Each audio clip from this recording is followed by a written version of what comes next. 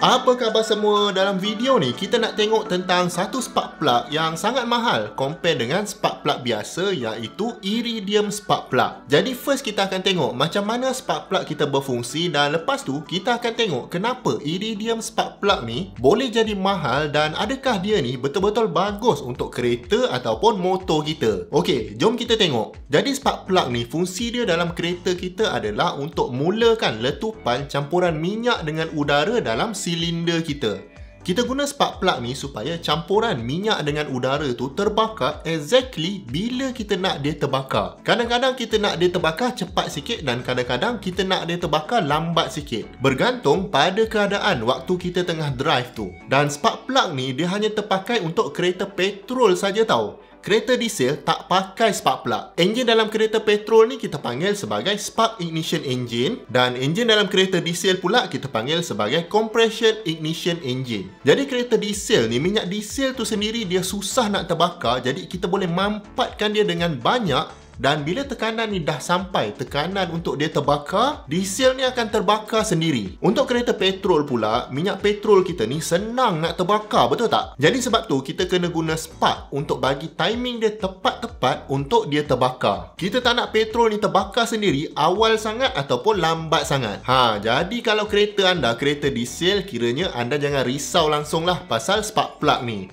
Memang tak ada dalam enjin diesel tu dan tak perlu risau nak ganti ke tidak. Tapi untuk enjin petrol ni, ini termasuklah enjin kereta dengan enjin motosikal, memang nak kena guna spark plug ni. Jadi sekarang kita dah tahu macam mana spark plug ni sangat penting untuk enjin kita. Kita nak tengok pula macam mana dia berfungsi sebenarnya. Kalau korang pernah pegang spark plug ni, most likely kita akan perasan yang sebahagian besar body spark plug ni warna putih. Dan dia ada satu thread macam skru untuk kita masukkan dia dekat cylinder head. Dan lagi satu hujung spark plug tu kita akan connect dengan satu kabel yang datang dari ignition coil. Ini kalau enjin lama lah. Kalau enjin baru memang connection ni direct dari ignition coil pergi ke spark plug. Jadi ignition coil ni tugas dia adalah untuk generate high voltage dan alihkan ke spark plug. Tapi dekat hujung spark plug tu yang ada dalam silinder kita tu ada gap sikit yang menyebabkan litar ni open. Jadi dekat muncung tu high voltage dan besi dekat satu lagi tu low voltage. Kiranya muncung yang tengah tu kita panggil central electrode dan besi yang melengkung tu kita panggil dia side electrode. Jadi antara electrode ni lah ada campuran udara dengan minyak dekat dalam silinder kita tu. Dan bila sampai masa untuk power stroke dan kita nak minyak tu terbakar, voltage ni akan naik tinggi sampai lebih kurang 20,000 volts, dan masa tu lah gas dekat gap tu akan ionize dan elektron boleh lalu dekat gap tu. Kesan dia suhu akan naik sangat tinggi dekat gap tu dan gas yang ionize tadi akan expand dengan cepat dan dia pun akan create macam satu letupan yang kecil.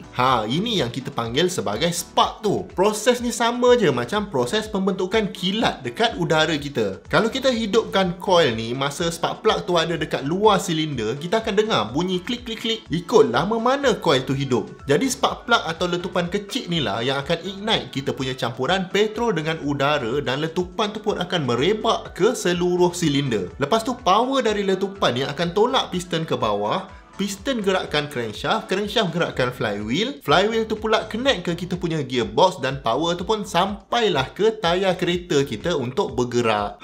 Maknanya spark plug ni memang sangat penting lah untuk enjin kita. Kalau kata spark plug atau ignition coil kita jadi gila, itu yang jadi misfiring dalam enjin tu. Maknanya piston tu turun naik tapi minyak dalam tu tak terbakar. Kesannya enjin kita akan kurang power. Cuma kalau korang bayangkan, proses pembakaran ni berlaku pada suhu yang sangat tinggi tau. Pressure pun tinggi.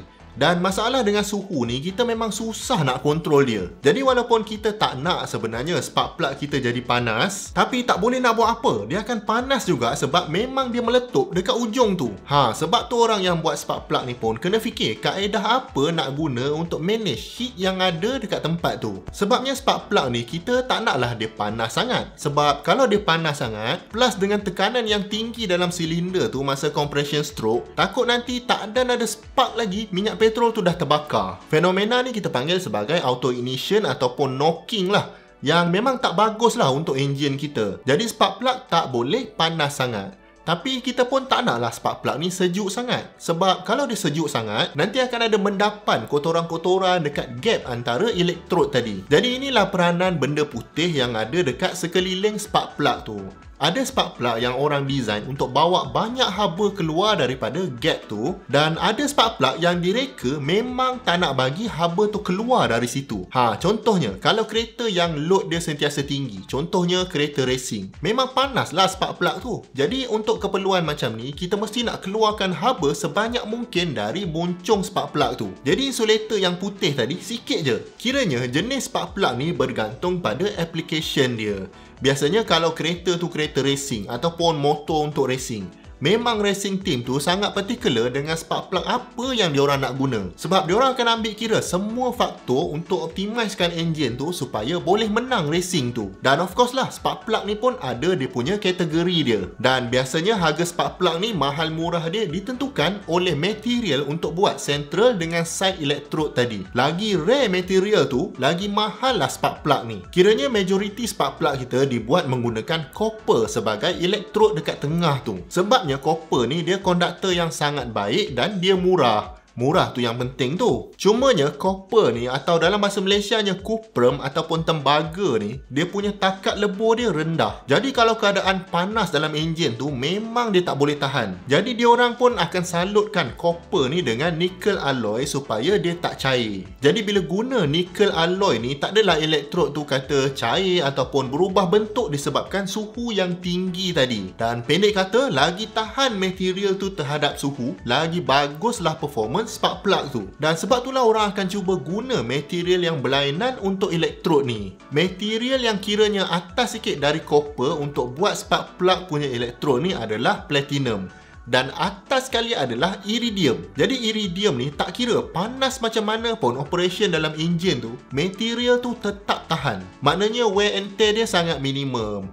Jadi bila wear and tear ni minimum, secara ringkasnya ada dua kesan kepada kita punya penggunaan enjin tu. Yang pertama sekali, enjin tu akan beroperasi dengan optimum tanpa ada gangguan dari wear and tear spark plug ni. Spark yang ada tu dia maintain sama je untuk jangka masa yang lama. Kesan yang kedua pula, disebabkan iridium ni wear and tear dia sangat slow. Ada yang claim kalau kita guna spark plug ni, kita tak payah ganti dia sampai 100,000 batu. Kalau convert dalam kilometer, dalam 160,000 kilometer. Maknanya kalau kata setahun kita jalan 20,000 kilometer, 8 tahun baru kena tukar. Jadi memang mudah nak jaga. Silap-silap kereta tu dah jual balik, tak payah tukar spark plug pun. Cuma of course lah, iridium ni kira precious metal yang agak rare lah. Dan benda yang tak banyak supply tapi banyak demand ni, harga akan naik. Cuma kalau kata harga dia tu mahal tapi boleh pakai lama, berbaloi lah juga sebenarnya. Sebab tu manufacturer kereta pun banyak je guna iridium spark plug ni dalam kereta diorang. Kadang-kadang kita pun tak aware yang kereta kita pakai spark plug apa kan. Bila service book kata kena tukar, kita pun tukar je lah dekat service center sebab nak jaga warranty tu. Cuma kalau kita nak tukar sendiri, kena tengok buku manual lah. Kalau kata kereta kita memang pakai iridium spark plug ni, maknanya kenalah ganti dengan spark plug yang sama juga. Korang sendiri ada tak yang pernah upgrade dari spark plug biasa kepada spark plug iridium? Ada beza tak performance dia? Ke tak rasa sangat? Rasa-rasanya berbaloi tak kalau nak upgrade? Jangan lupa tinggalkan komen anda di bawah. Dan kalau anda dapat belajar something dari video ni, saya hargai sangat kalau anda dapat bantu channel ni dengan 2 klik. Klik butang like dan klik butang subscribe. Dan jangan lupa sharekan juga video ni kepada siapa-siapa yang anda rasa bermanfaat. Jumpa lagi di video yang akan datang. Assalamualaikum.